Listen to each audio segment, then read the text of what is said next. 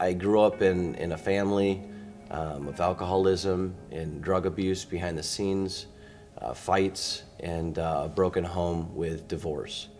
My mom died when I was young. In my young years, 12, 13 years old, I was introduced to Christ, but I wasn't discipled at a young age. So I didn't know what a relationship with Jesus meant. So I just kind of went through the motions of church, and it wasn't real to me. I really started to experiment with hard drugs, cocaine, and ecstasy and crack. I was cut in a knife fight. I got scars to prove it. I have a scar here. A man cut me with one slash of a buck knife across my arm and across my shoulder. Could have hit my throat. And that was a point in my life where I really started to think, what am I doing? I moved back home to my parents' house and got my feet underneath me. Started going to school and tried to find some purpose and direction in my life. Got a job. An incident happened at my job that I couldn't get this guy fired for him threatening me because there was no witnesses. I went home and talked to my mom, and she pointed me towards an inspirational book. And that night, with just a little bit of faith, I got on my knees and I asked God to help me. So I prayed that night, and the next morning, I felt this strength, I felt this grace that I've never experienced before. And I thought to myself, what do I do now? How do I forgive this guy? And looking back now, the Holy Spirit spoke to me, and I thought it was my own intelligence, but it wasn't. So as he came in the door, I looked at him and I smiled with my heart, genuinely, and I said, "Good morning."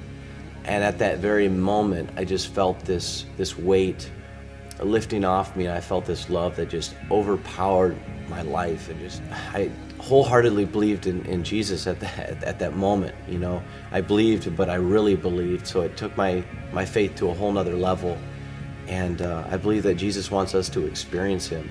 So I started to really press into Him, and He just started to order my steps into ministry and just my calling.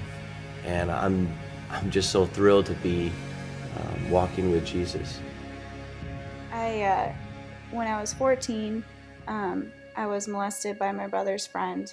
I just ended up turning away from things. I stopped talking to people, and it went to court, which just made me more depressed because I had to keep reliving it and tell the story constantly to see him again.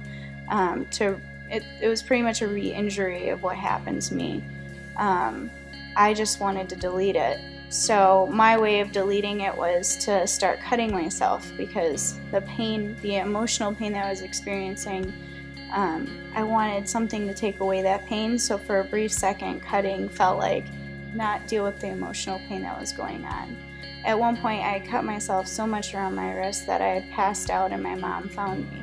I went through a program that pretty much in outpatient.